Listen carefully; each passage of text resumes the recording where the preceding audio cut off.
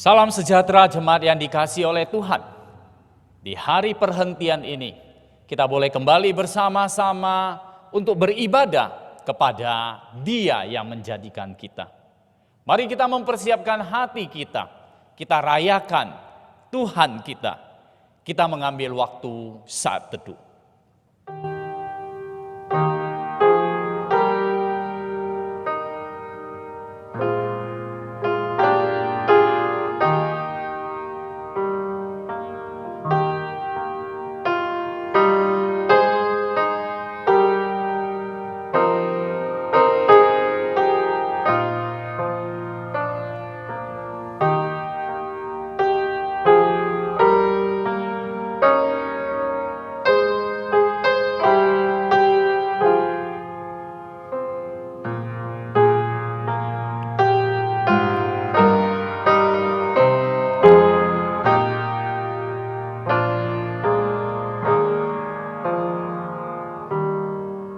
Amin.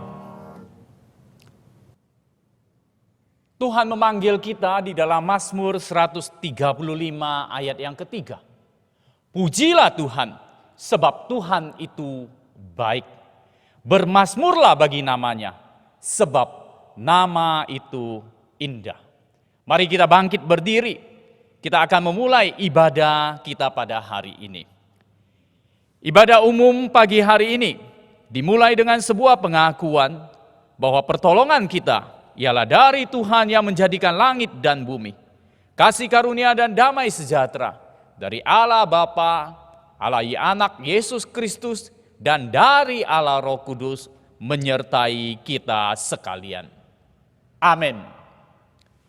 Ketika kita datang di hadapan Tuhan, kita ini adalah orang-orang yang diselamatkan dalam nama Yesus Kristus. Nama yang indah, nama segala nama, nama yang mempunyai kuasa. Indahlah nama Yesus. Indahlah Yesus, Raja alam raya.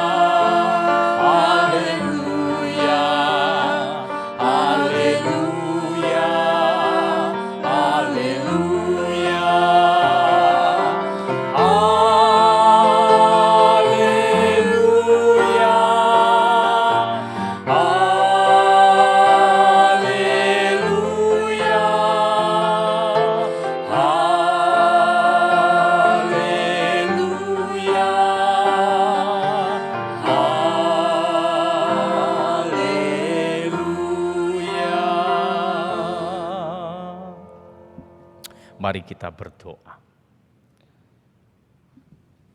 Allah Bapa, Allah yang kami kenal dalam Yesus Kristus, Allah yang berkarya di hati kami, Allah Roh Kudus. Pada pagi ini kami bersama-sama bersatu hati memuji dan menyembah-Mu.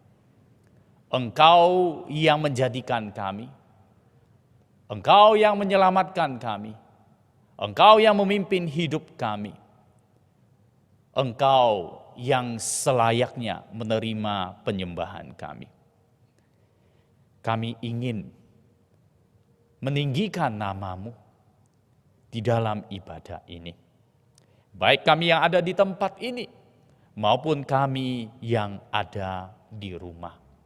Biarlah setiap kami benar-benar merasakan dan menyatakan syukur pujian kami bawa ke hadapan-Mu. Biarlah ibadah ini hanya untuk kemuliaan nama Allah di tempat yang maha tinggi. Kami menyerahkan dalam nama Yesus Kristus. Amin. Jemaat dipersilahkan duduk. Di dalam kehidupan kita sebagai orang-orang percaya, kita terus-menerus memiliki pengharapan. Karena kita tahu, di dalam dunia ini kita tidak jalan sendiri. Apapun yang terjadi, Tuhan mengingat kita. Tuhan mengingatku.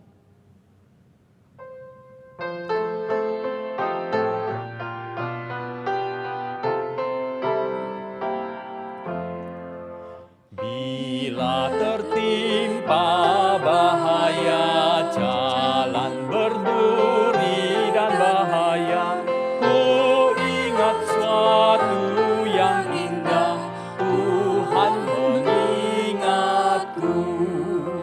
Tuhan kau ingatku, Tuhan kau ingatku, ku tak takut kau sertaku, bahkan mengingatku. Meski awan gumpal datang, hati susah tiada senang, ku puas karena ku tahu Tuhan mengingatku. Tuhan kau ingatku, Tuhan kau ingatku, ku tak takut kau sertaku, bahkan mengingatku. Di dalam kehidupan kita, Tuhan selalu bersama-sama dengan kita, melewati segala hal, segala kejadian yang kita alami. Namun harus kita akui, kita ini sering melalaikan Tuhan. Mari kita datang, kita mengakui dosa kita di hadapan Dia.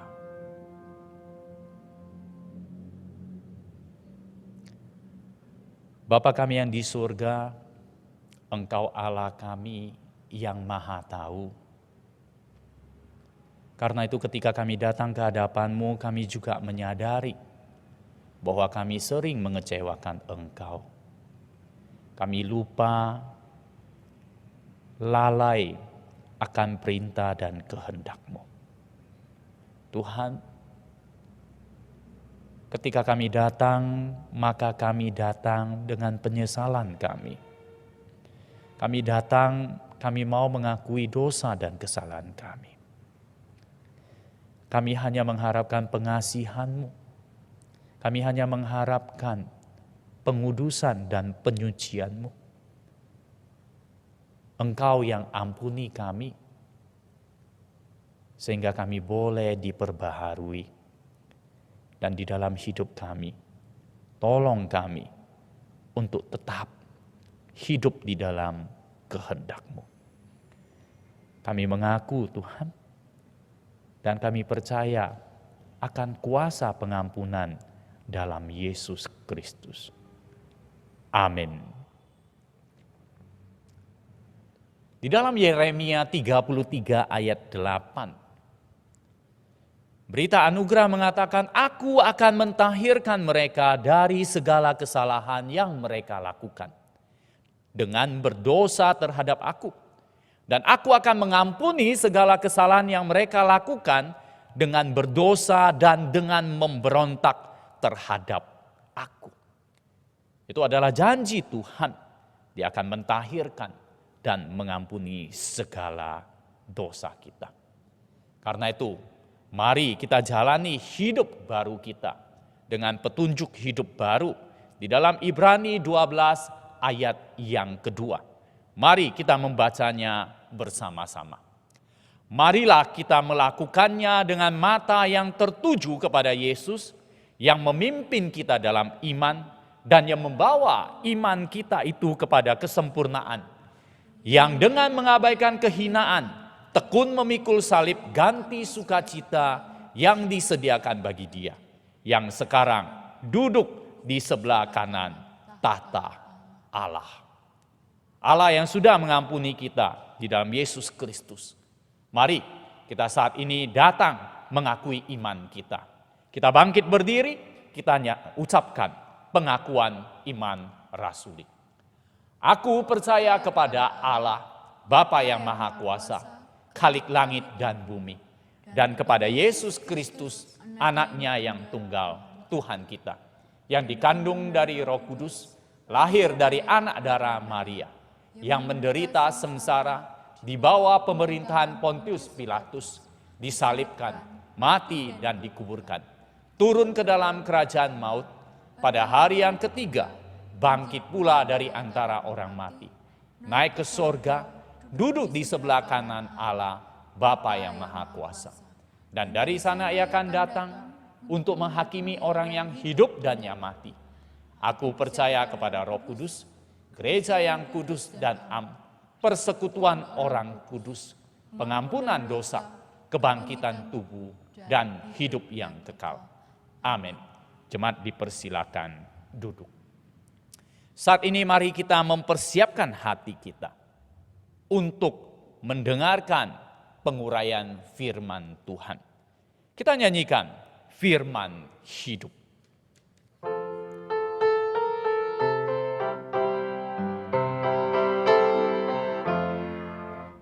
Firman Khalik semesta, ajaib firman hidup yang mengasuh makhluknya, ajaib firman hidup, bimbingannya tepat bagi orang sesat.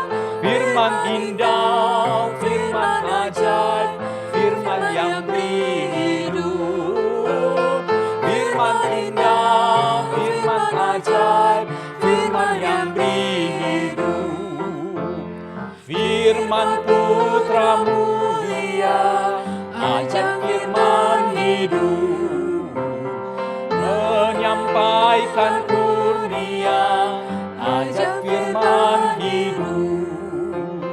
Oleh darah kudus, dosaku ditebus.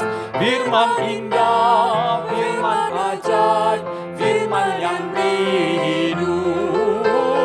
Firman indah, firman ajaib, firman yang beri hidup.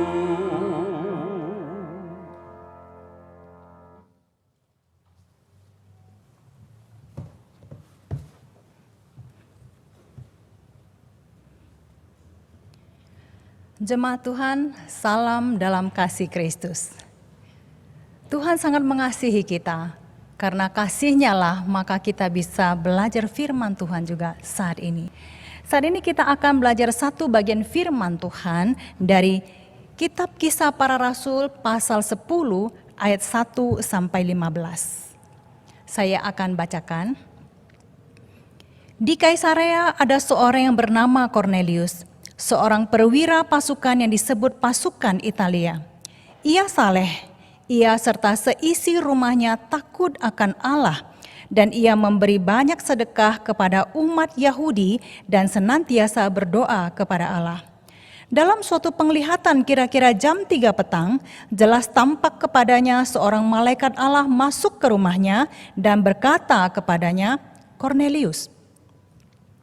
Ia menatap malaikat itu dan dengan takut ia berkata, "Ada apa, Tuhan?" Jawab malaikat itu, "Semua doamu dan sedekahmu telah naik ke hadirat Allah dan Allah mengingat engkau. Dan sekarang suruhlah beberapa orang ke Yope untuk menjemput seorang yang bernama Simon dan yang disebut Petrus. Ia menumpang di rumah seorang penyamak kulit yang bernama Simon yang tinggal di tepi laut. Setelah malaikat yang berbicara kepadanya itu meninggalkan dia, dipanggilnya 2 orang hambanya beserta seorang prajurit yang saleh dari orang-orang yang selalu bersama-sama dengan dia. Dan sesudah ia menjelaskan segala sesuatu kepada mereka, ia menyuruh mereka ke Yope.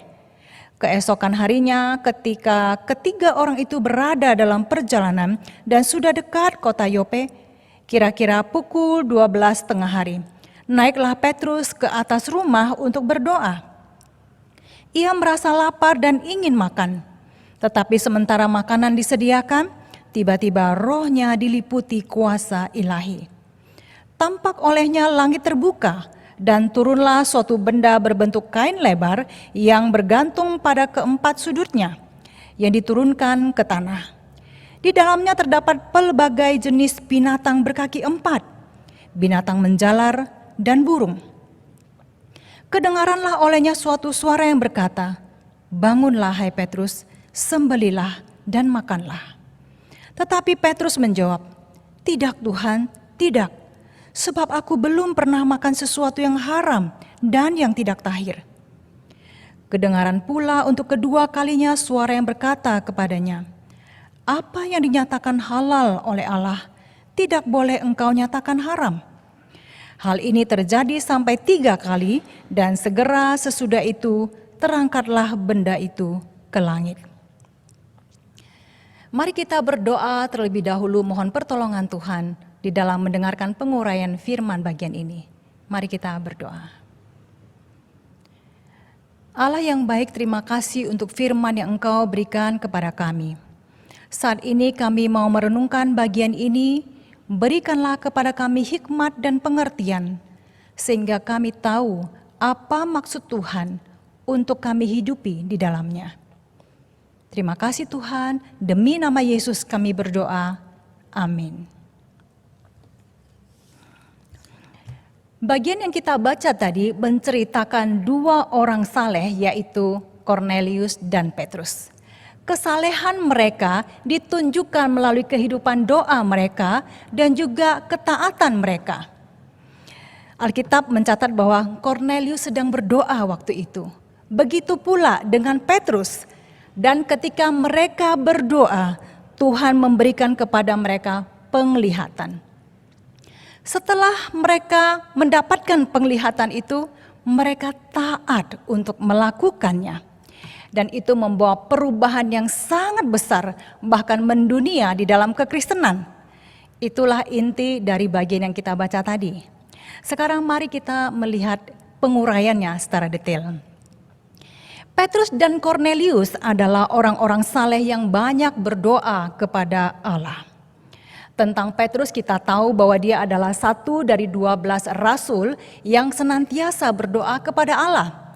Di dalam Kisah Para Rasul pasal 6, di sana kita melihat bahwa para rasul memilih diaken untuk membantu mereka melakukan pelayanan yang terkait dengan kebutuhan secara jasmani, supaya para rasul bisa fokus untuk berdoa dan untuk pelayanan firman. Dari teladan mereka, maka orang-orang kemudian mempunyai konsep bahwa hamba Tuhan harus banyak berdoa. Konsep ya, hamba Tuhan harus banyak berdoa. Itu tentu benar sekali. Karena itu hamba Tuhan banyak-banyaklah berdoa. Tetapi bagaimana dengan orang Kristen pada umumnya yang disebut dengan kaum awam? Apakah mereka juga harus banyak berdoa? Agaknya orang-orang tidak mempunyai konsep bahwa kaum awam itu juga harus banyak berdoa. karena mereka bukan hamba Tuhan. Tetapi mari kita lihat Kornelius. Dia bukan seorang hamba Tuhan. Dia seorang perwira, tetapi Alkitab berkata bahwa dia senantiasa berdoa kepada Allah. Ada orang-orang tertentu yang menganggap bahwa berdoa banyak-banyak kepada Tuhan kelihatan lemah, ya apalagi seorang laki-laki. Kalau hidupnya itu banyak berdoa kok tampaknya kurang macho gitu. Kurang terlihat gagah berani. Nah, pernyataan itu, anggapan seperti itu biasanya dimiliki oleh orang-orang yang tidak mempunyai satu teladan yang baik tentang ayah atau kepala keluarga yang berdoa dengan rajin di dalam rumah. Memang menurut satu penelitian yang diadakan oleh lembaga kekristenan, didapatkan hasil bahwa kaum ibulah, yaitu kaum perempuan, lebih banyak berdoa di rumah dan terlihat lebih saleh di mata anak-anaknya. Nah, anak laki-laki yang tidak melihat teladan ayah yang banyak berdoa dan saleh itu, kemudian mereka cenderung menganggap bahwa kehidupan doa dan ibadah itu, kesalehan itu adalah bagian dari kaum wanita, yaitu kaum yang lebih lemah. Sedangkan kaum yang lebih kuat agaknya kurang perlu banyak berdoa. Bapak-bapak mereka, ayah-ayah mereka tidak terlalu terlibat kok di dalam kehidupan beribadah. Karena itu mereka juga cenderung melakukan hal yang sama. Nah, setelah tahu siapa Kornelius, semoga anggapan seperti itu dapat berubah. Kornelius adalah seorang yang dikatakan centurion, yaitu kepala pasukan yang membawahi kira-kira 100 orang prajurit. Centurion memegang satu kedudukan kunci karena mereka yang menentukan kesiapan pasukannya, regunya itu untuk bergerak. Karena itu centurion berperan sangat penting untuk membuat keberhasilan dari satu prajurit yang besar dari pasukan Romawi yang terdiri dari legion-legion. Satu legion 6.000 prajurit. Seorang centurion seperti Cornelius berhak penuh untuk mengurus regunya, pasukannya, dan bahkan menghukum prajurit bawahannya. Dia bertanggung jawab supaya pasukannya itu solid, kuat, dan pasukannya efisien dan selalu siap. Nah, sebuah artikel menulis tentang 5 angkatan bersenjata paling mematikan dalam sejarah peradaban manusia. Dan di dalam artikel itu, penulis menempatkan tentara Romawi pada peringkat pertama paling mematikan. Dikatakan bahwa keganasan mereka, keberanian mereka, dan kemampuan taktik mereka sangat hebat dan sudah terkenal. Nah, bisakah kita bayangkan sejenak bahwa Kornelius ini adalah salah satu dari pemimpin yang ada di dalam tentara yang seperti itu. Kalau begitu, di dalam Kisah Para Rasul 10 ini, Allah memperlihatkan kepada kita sosok laki-laki yang gagah berani itu senantiasa berdoa. Dan karena kehidupan doanya yang sangat baik itu, maka tingkah lakunya juga selaras dengan itu. Itulah yang mampu mempengaruhi seisi keluarganya, juga hidup takut akan Allah dalam kesalehan. Bahkan di dalam bagian berikutnya kita bisa melihat bahwa Kornelius mempengaruhi sanak saudaranya dan juga sahabat-sahabatnya. Apakah saudara senantiasa berdoa kepada Allah seperti itu? Jika saudara adalah seorang pria dan saudara adalah kepala keluarga, apakah saudara giat berdoa dan memiliki kehidupan tingkah laku yang selaras seperti itu? Jika iya, selamat. Anda pasti mampu mempengaruhi keluarga Anda dengan kesalehan Anda. Ada seorang misionaris bernama John Paton. Dia lahir tahun 1824 di Skotlandia. Pada usia 12 tahun dia harus keluar dari sekolah untuk membantu ayahnya dalam usaha pembuatan stocking. Meskipun John Paton harus bekerja sampai malam, ada yang berkata sampai jam 10 malam, tapi setiap hari dia masih memakai waktu 2 jam untuk belajar bahasa Yunani dan bahasa Latin. Kedua bahasa itu sulit. Mengapa mengapa dia harus berjeri lelah seperti itu? Dia berkata, "Saya telah menyerahkan jiwa saya kepada Allah dan telah bertekad untuk menjadi pelayan Injil." Setelah besar, dia memenuhi tekadnya itu dengan usaha yang sangat gigih untuk memberitakan Injil kepada orang-orang di daerah Kanibal, di mana orang-orang di sana telah memakan misionaris yang mendahului dia ke sana. Siapa yang telah memberi pengaruh yang begitu besar kepada John Paton? Ayahnya.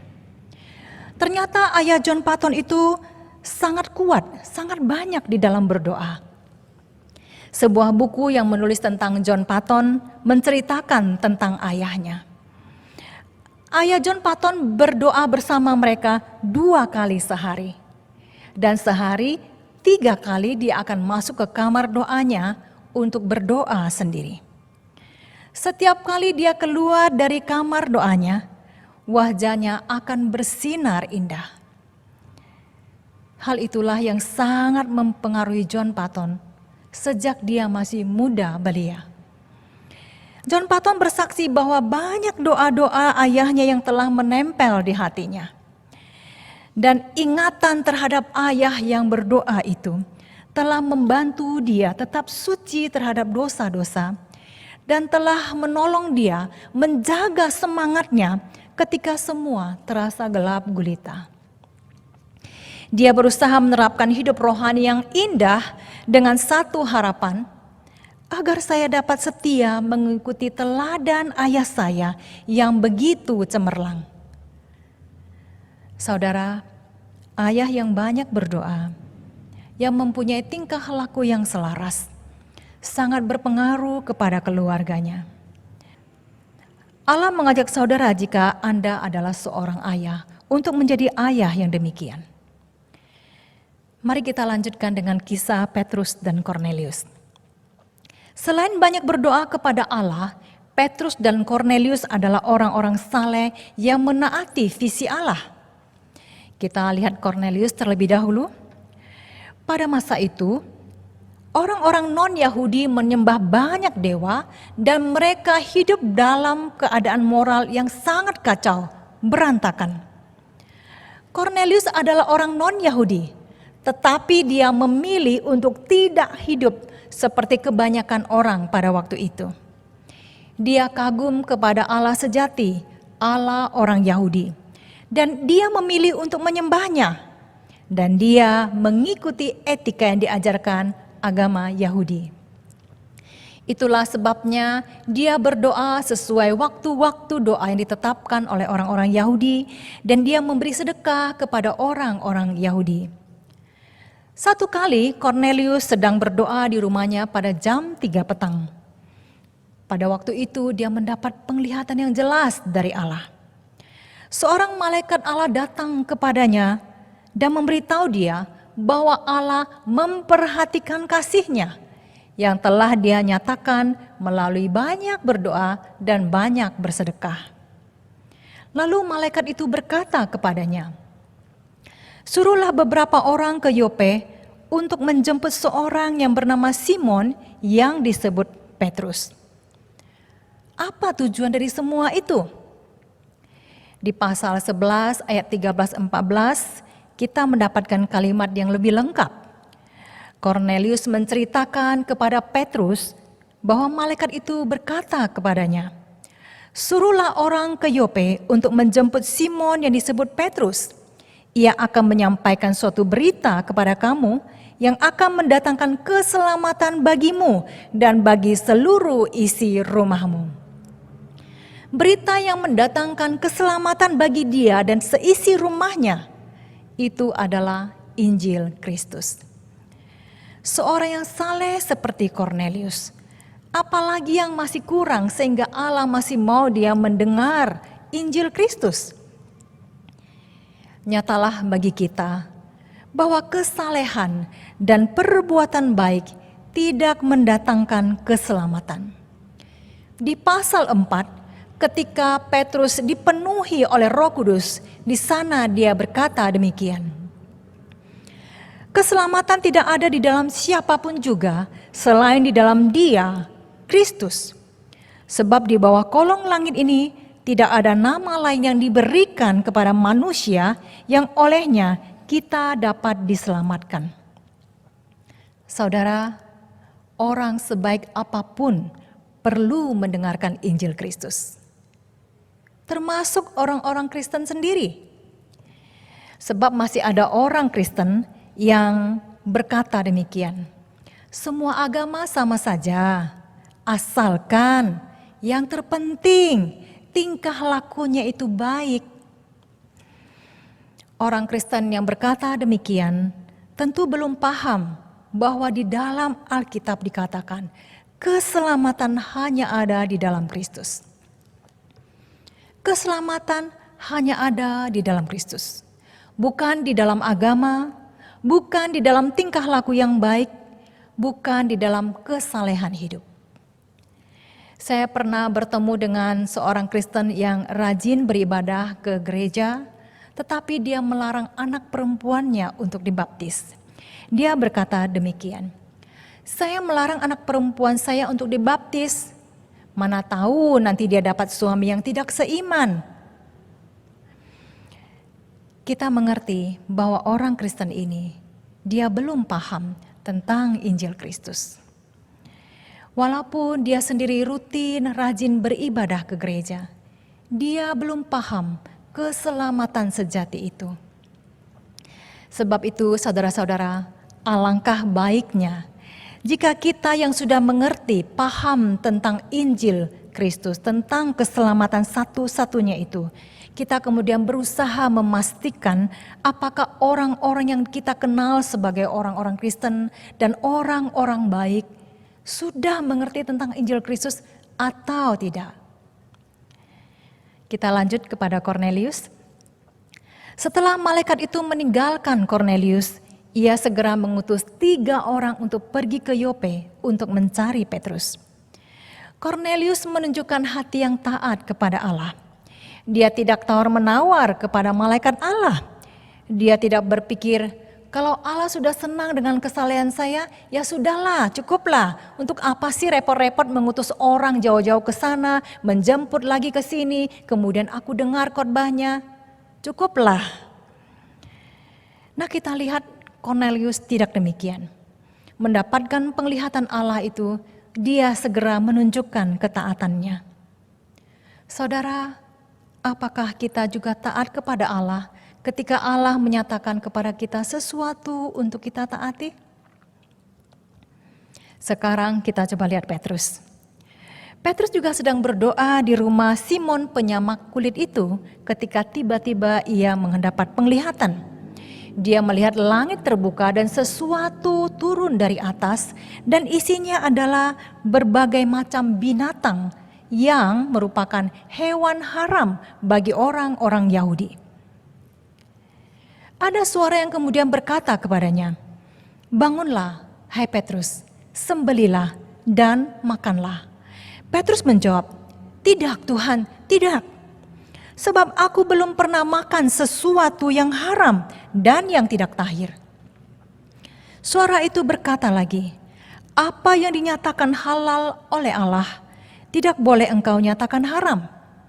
3 kali suara itu mengulang pernyataan tersebut, lalu terangkat ke langit.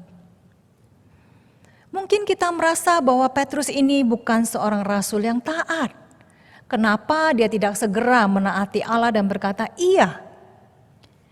Tetapi sebaiknya kita tidak begitu cepat menghakimi Petrus. Mari kita lihat latar belakangnya. Alkitab berkata bahwa pada waktu itu Petrus sedang lapar dan merasa ingin makan, karena memang waktu itu adalah jam makan. Tetapi walaupun dia lapar dan merasa ingin makan, dia menolak makanan yang merupakan apa yang dilarang di dalam hukum Taurat. Mengapa ia begitu taat kepada hukum Taurat? Perlu kita ketahui bahwa hukum Taurat itu bukan hanya sudah diajarkan, diterapkan lebih dari 1000 tahun. Tetapi hukum Taurat itu diberikan oleh Allah sendiri melalui Musa. Sebab itulah Petrus tidak begitu mudah, begitu saja dia berkata iya. Ia harus berpikir keras tentang penglihatan yang aneh itu.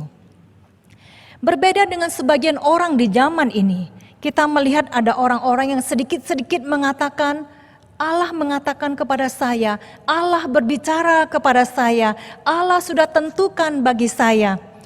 Bahkan terhadap hal-hal yang bertentangan dengan isi Alkitab. Visi Petrus tidak mudah untuk diterima karena sama sekali berbeda dengan tuntutan hukum Taurat. Itu adalah visi yang aneh bagi seorang Yahudi yang hidup di abad pertama Masehi, termasuk Petrus dan juga murid-murid yang lain. Karena itulah Tuhan tidak membiarkan Petrus bingung sendirian. Tuhan memberikan konfirmasi yang sangat jelas melalui visi yang diperlihatkan kepada Kornelius. Pada saat Petrus sedang berpikir keras tentang penglihatan itu, tepat pada saat itu 3 orang yang diutus oleh Kornelius tiba di rumah di mana Petrus tinggal. Tuhan bekerja tepat waktu, tidak terlalu cepat, tidak juga terlalu lambat. Mendapat konfirmasi dari 3 orang utusan itu, Petrus segera taat dan menerima mereka dengan hati yang terbuka sangat lebar. Setelah Petrus menaati penglihatan itu, terjadi perubahan besar pada cara dia memandang manusia. Petrus menjelaskan perubahannya itu kepada Kornelius di ayat 28-29, di mana dia berkata, "Kamu tahu betapa kerasnya larangan bagi orang Yahudi untuk bergaul dengan orang-orang bukan Yahudi atau masuk ke rumah mereka.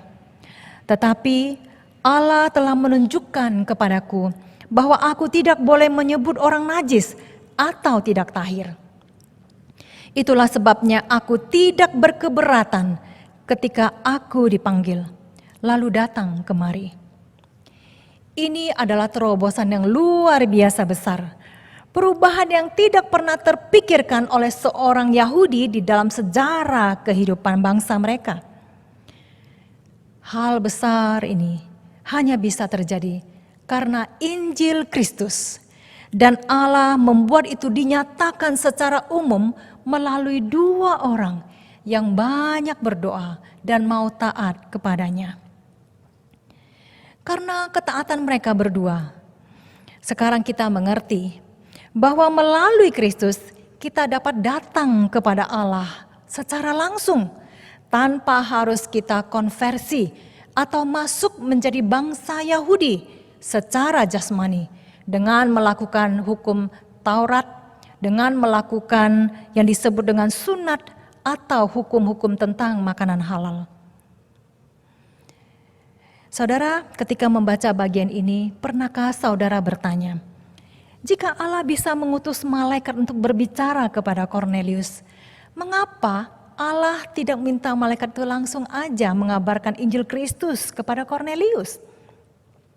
Mengapa harus merepotkan Kornelius untuk mengutus orang pergi jauh-jauh mencari Petrus, kemudian minta dia untuk datang?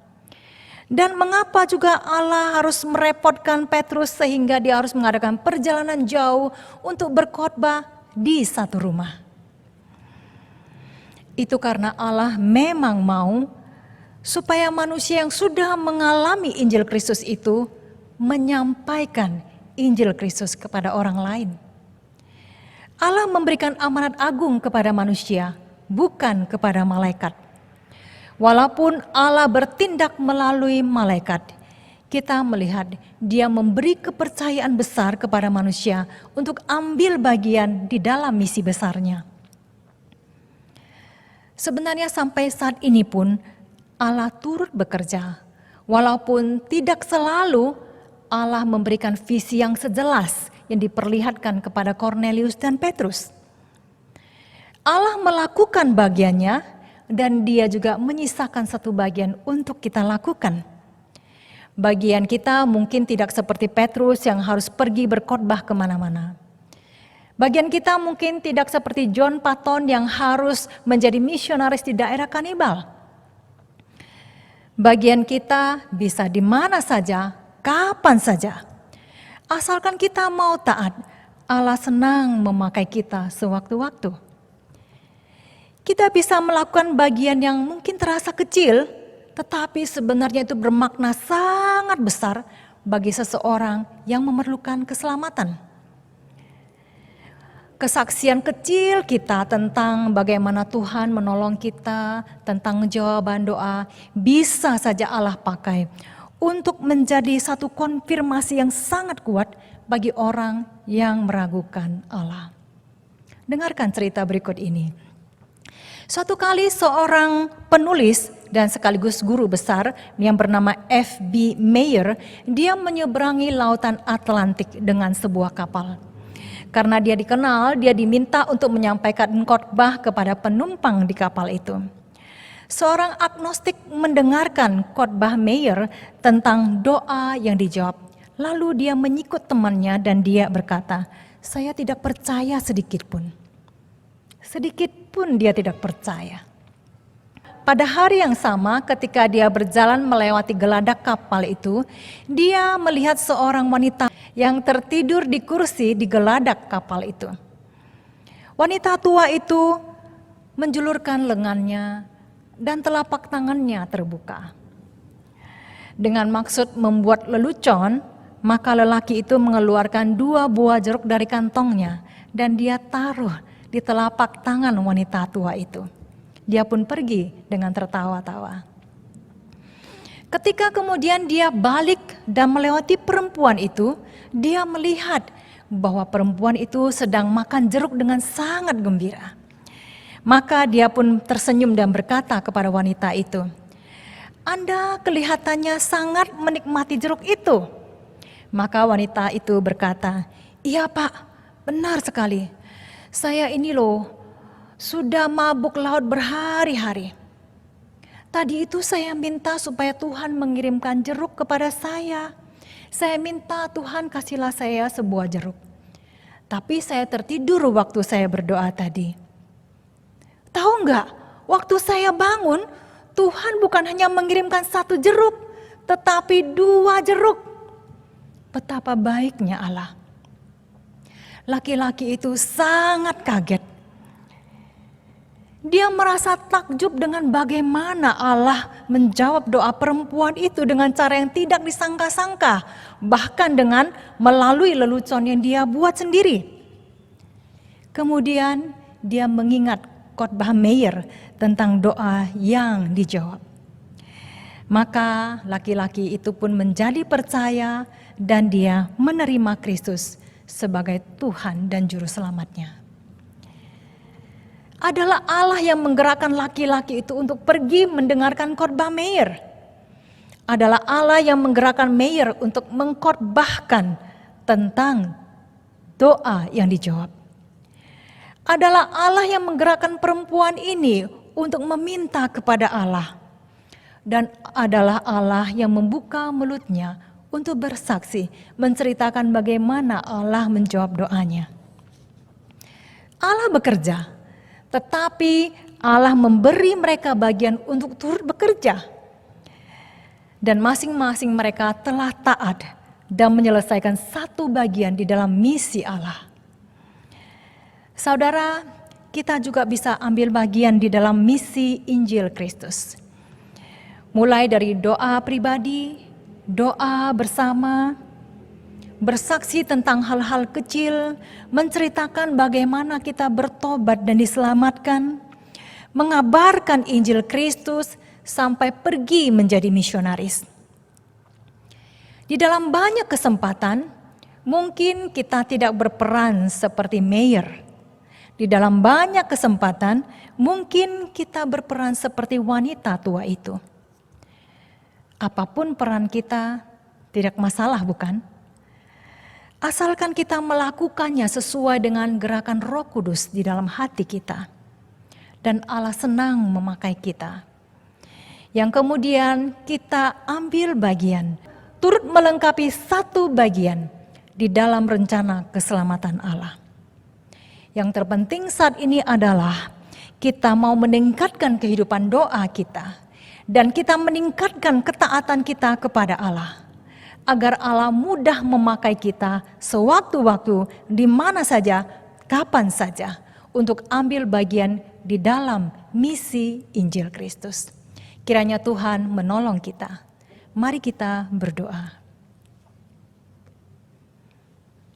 Allah yang baik, terima kasih karena Engkau memperlihatkan kepada kami bahwa Engkau turut bekerja di dalam pekerjaan Injil, dan Engkau memberi kami bagian di dalamnya. Tolonglah kami supaya peka terhadap panggilan Allah, melalui kehidupan doa yang banyak, melalui ketaatan yang segera. Tolonglah kami, ya Allah. Terima kasih untuk bagian firman ini, ingatkanlah kami selalu. Demi nama Yesus kami berdoa, kami mengucap syukur. Amin.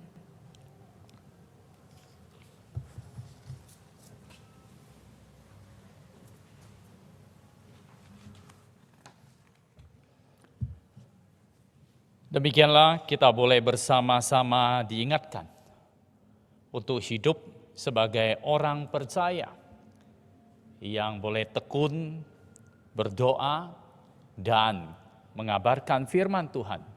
Bahkan bukan hanya kepada orang-orang yang jauh, tapi orang-orang yang ada di sekeliling kita. Mari saat ini kita mempersiapkan diri, kita mau membawa persembahan kita kepada Tuhan. Bagi kita yang kesulitan untuk mengirim persembahan melalui rekening, kita boleh mengumpulkannya di rumah, dan kita boleh apabila kita ingin membawanya, kita boleh membawa datang ke gereja, atau apabila kita kesulitan, maka kita boleh menghubungi tata usaha gereja, dan nanti akan ada rekan-rekan yang akan mengumpulkannya ke rumah-rumah. Nomor rekening gereja tertera di layar. Mari kita boleh bersama-sama mendukung pelayanan gereja melalui persembahan kita. Kita nyanyikan pujian bagi Yesus Tuhanku. Kita serahkan hidup kita dan kita serahkan milik kita. Bagi Yesus Tuhanku.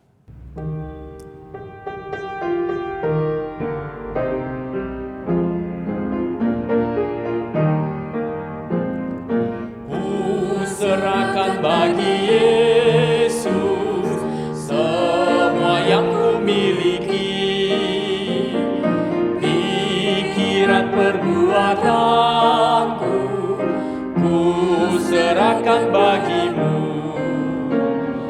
Bagi Yesus, bagi Yesus, bagi Yesus Tuhanku. Bagi Yesus, bagi Yesus, bagi Yesus Tuhanku. Tanganku serah bagi Yesus, tiap langkah ikutmu,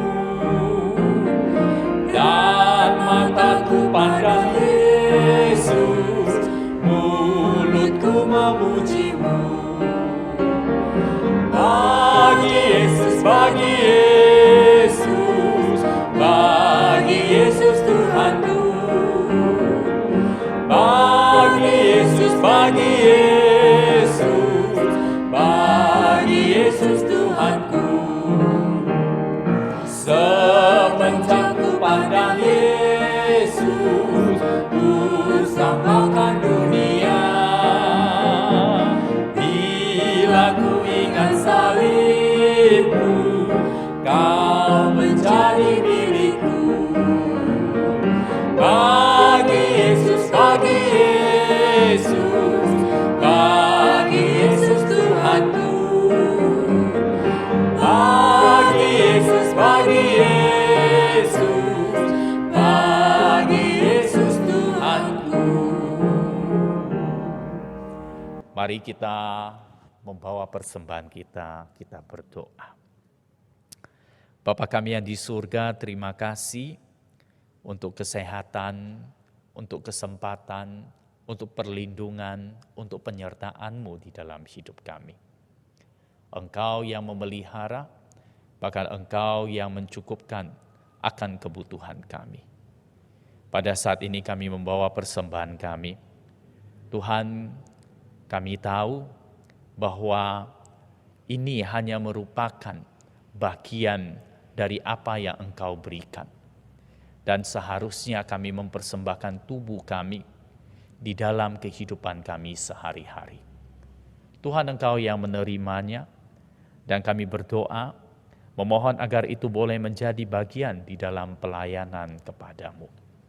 Kami juga berdoa mengucap syukur Tuhan, karena kami masih boleh memberi, kami masih boleh mengambil bagian di dalam pelayanan-Mu.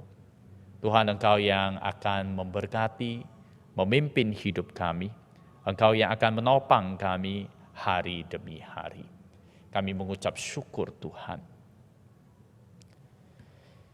Pada saat ini jemaat sekalian, mari kita memanjatkan doa syafaat kita. Yang pertama, mari kita berdoa bersama-sama bagi negara kita, bagi pemerintah kita.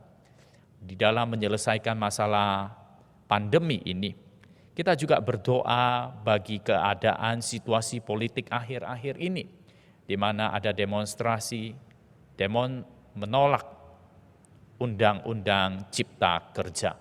Mari kita juga berdoa, memohon Tuhan yang memberikan keamanan. Mari kita berdoa. Bapa kami yang di surga, kami berdoa bagi negara kami. Kami serahkan ke dalam tangan-Mu Tuhan untuk masa ini, masa pandemi yang belum berlalu. Tuhan, Engkau yang memberi hikmat kepada pemerintah untuk boleh menangani dengan baik. Tuhan, kami bersyukur bahwa akhir-akhir ini kami mendapatkan berita bahwa keadaan sudah semakin membaik, khususnya di Jawa Timur, di Malang ini, keadaan sudah mulai beransur-ansur menurun. Angka terinfeksi sudah menurun Tuhan. Kami berdoa Tuhan, biarlah Engkau juga yang menolong setiap kami untuk boleh bersama-sama menjaga keadaan ini, sehingga pandemi ini boleh kami tanggulangi. Kami juga berdoa Tuhan bagi suasana politik saat ini, di mana banyaknya demo-demo yang menolak akan Undang-Undang Cipta Kerja. Tuhan, kami berdoa Tuhan, kami berdoa agar mereka boleh menyampaikan aspirasi mereka dengan baik, dengan sopan, dengan santun Tuhan. Tuhan, kami juga memohon Engkau yang memelihara bangsa ini, jauhkan Tuhan dari orang-orang tertentu yang ingin membuat kekacauan, kerusuhan, mengambil kesempatan ini untuk membuat kerusuhan. Tuhan, kami berdoa Tuhan, Engkau yang mengingatkan mereka Tuhan, agar mereka berhati-hati, mereka berubah Tuhan, sehingga tidak menggunakan kesempatan untuk mengambil keuntungan pribadi. Kami berdoa Tuhan bagi mereka yang karena keinginan pribadi, ambisi kekuasaan, membuat kekacauan, kiranya mereka juga sadar mereka harus mengutamakan orang banyak. Kami berdoa Tuhan, berdoa bagi pemerintah, berdoa bagi aparat keamanan. Mohon Engkau menolong mereka untuk menjaga, melakukan tugas mereka dengan baik. Dalam nama Tuhan Yesus kami memohon. Yang kedua, mari kita berdoa untuk pembinaan keluarga kompak yang mulai berjalan. Kita mohon Tuhan yang menolong para peserta, sehingga mereka boleh sungguh-sungguh dan mereka boleh mengikuti pembinaan ini dan boleh mengalami perubahan hidup dan nantinya boleh menjadi berkat bagi keluarga-keluarga yang lainnya. Mari kita sama-sama berdoa. Bapa kami yang di surga, kami berdoa bagi beberapa rekan yang mengikuti program pembinaan keluarga kompak. Kami berdoa agar Engkau yang menolong mereka, agar mereka boleh tetap setia. Tuhan, Engkau yang memberikan mereka akan makna, mereka menyadari akan manfaat tersebut. Bahkan Tuhan melalui pembinaan ini, kehidupan mereka boleh berubah. Bahkan Tuhan, kami rindu nantinya dalam program gereja, mereka juga boleh mengambil bagian membina keluarga-keluarga yang lainnya. Tuhan, kami tahu setiap kami lemah, namun kami bersyukur Engkau Allah yang berkuasa dan Engkau yang akan memberi kekuatan dan memberi tuntunan. Kami berdoa bagi mereka Tuhan, dalam nama Yesus Kristus. Yang ketiga, mari kita berdoa bagi jemaat gereja kita. Jemaat gereja GKI Immanuel agar tetap sabar dan tidak bosan. Mereka boleh tetap memenuhi himbauan protokol kesehatan, tinggal di rumah, memakai masker, menjaga jarak. Kita juga berdoa agar jemaat boleh tetap semangat di dalam persekutuan, baik di rumah maupun melalui bersama teman-teman melalui online. Mari kita berdoa bersama-sama untuk jemaat Tuhan. Bapa kami yang di surga, berdoa bagi jemaat-Mu. Tuhan, kami serahkan mereka dalam tangan-Mu. Tuhan, khususnya Tuhan, mereka yang berusia, mereka kesulitan untuk mengikuti ibadah online. Namun Tuhan, jangan biarkan mereka bosan, namun bangkitkan iman mereka, beri mereka semangat, sehingga mereka boleh tetap setia kepadamu. Dan di dalam kehidupan mereka sehari-hari boleh membaca firman-Mu, mereka boleh berdoa. Kami berdoa Tuhan, di dalam masa ini juga, Engkau yang memberi mereka hati untuk membatasi diri, untuk menurut taat kepada himbauan pemerintah, ikut di dalam protokol kesehatan. Tolong mereka untuk boleh memakai masker, menjaga jarak, dan tidak melakukan perjalanan yang tidak perlu. Kami berdoa Tuhan, biarlah mereka dalam keadaan ini juga boleh semakin erat dengan Engkau, membangun persekutuan dengan Engkau. Bapa, jaga iman mereka. Khususnya kami berdoa bagi mereka yang sakit dan lemah tubuh. Mereka boleh tetap berharap hanya kepadamu. Bagi mereka yang mengalami pergumulan di dalam pekerjaan, usaha, Tuhan Engkau yang membukakan jalan. Masalah-masalah keluarga yang dihadapi, biarlah mereka boleh datang dan Engkau yang menyertai. Kami serahkan dalam tangan-Mu Tuhan akan doa-doa syafaat ini. Kami berdoa, kami menyerahkan hanya dalam nama Tuhan Yesus. Amin. Saat ini mari kita bangkit berdiri, kita akan menyelesaikan ibadah kita. Kita nyanyikan pujian doksologi.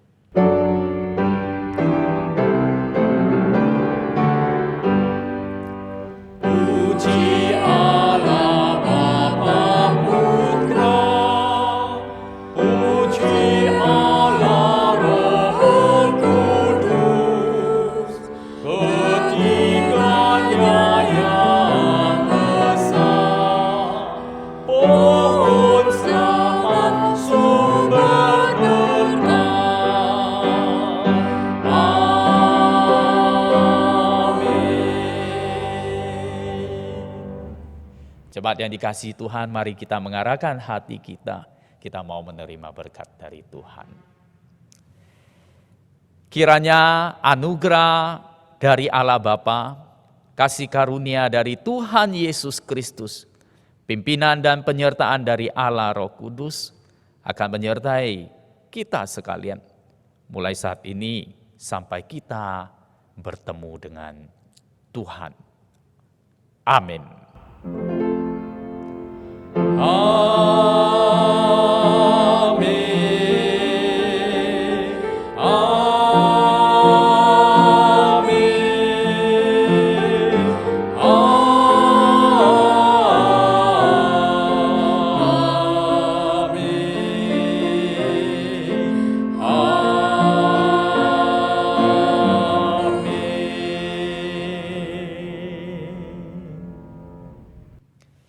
Silakan duduk saat teduh.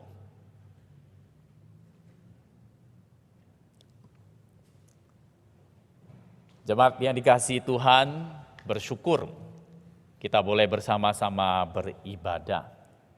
Terima kasih kepada Ibu Sija Ruslanto yang sudah menyampaikan firman Tuhan. Kiranya Tuhan yang terus menggunakan sehingga boleh berkarya dan menjadi berkat bagi banyak orang. Demikian juga terima kasih kepada rekan-rekan yang sudah melayani, kepada para singer, demikian juga untuk para pemusik kita. Kiranya Tuhan yang memberkati dan di dalam pelayanan kita boleh semakin memuliakan Tuhan. Jemaat yang dikasihi Tuhan, ada berita duka, di mana Ibu Indah Surya yang kita kenal sebagai Ibu Huang Xiuzhen sudah dipanggil oleh Tuhan pada hari Sabtu kemarin. Kita berduka dan kita juga mengucapkan turut berduka untuk keluarga yang ditinggal. Kiranya Tuhan yang memberi penghiburan dan kekuatan. Almarhumah sudah dikebumikan pada hari Senin yang lalu di Probolinggo. Selanjutnya, diingatkan kembali bahwa setelah ibadah umum ini, maka akan ada ibadah anak secara online jam 9:30 melalui channel YouTube kita. Mari kita boleh mengajak anak-anak kita atau cucu-cucu kita untuk mengikutinya. Dan pada sore nanti jam 4 akan ada komunitas tunas remaja untuk anak-anak kelas 6, 7, dan 8. Komunitas ini akan diadakan melalui media Zoom. Ya, kita boleh memperhatikan meeting ID-nya, kita boleh bersama-sama mengajak mereka mengikutinya. Hari Selasa, seperti biasa kita akan mengadakan PA dan pada jam 6 sore, lalu PD pada jam 7. Kedua kegiatan ini dilakukan melalui media Zoom meeting. Mari kita boleh menyiapkan hati, kita boleh bersama-sama mengikutinya. Pada hari Sabtu ada persekutuan doa pagi. Mari kita boleh bersama-sama mengikutinya, dan liturgi doa pagi itu akan dibagikan melalui WA Group gereja kita. Kita boleh berdoa bersama-sama di rumah masing-masing. Pada hari Sabtu juga, sore hari jam 5 ada komunitas pemuda remaja. Dan komunitas pemuda remaja ini juga diadakan pada hari Minggu 3:30 sore. Jadi bagi kita yang bisa mengikuti hari Sabtu, kita ikuti pada hari tersebut. Apabila tidak, maka kita bisa mengikutinya pada hari Minggu dengan tema yang sama. Lalu diingatkan untuk ibadah umum, ya, minggu depan kita akan mengadakan perjamuan kudus. Mari kita menyiapkan hati kita. Nah, ibadah perjamuan kudus ini gereja akan menyediakan roti dan anggur. Bagi kita yang ingin mengikutinya, mari kita menyiapkan hati. Kita juga menghubungi penginjil Licu yang nomor handphonenya tertera. Kita beritahu kita mau mengambil roti dan anggur. Roti dan anggur bisa kita dapatkan di gereja di hari kerja. Ya, dari Selasa sampai hari Sabtu. Mari kita boleh menyiapkan hati kita untuk mengingat akan kasih Tuhan melalui sakramen perjamuan kudus. Demikian pengumuman yang saya sampaikan. Terima kasih di dalam dukungan saudara-saudari sekalian, jemaat yang dikasihi Tuhan. Dan mari kita terus melakukan kehendak Tuhan di dalam hidup kita. Tuhan memberkati. Sampai berjumpa di dalam kegiatan-kegiatan ibadah lainnya. Amin.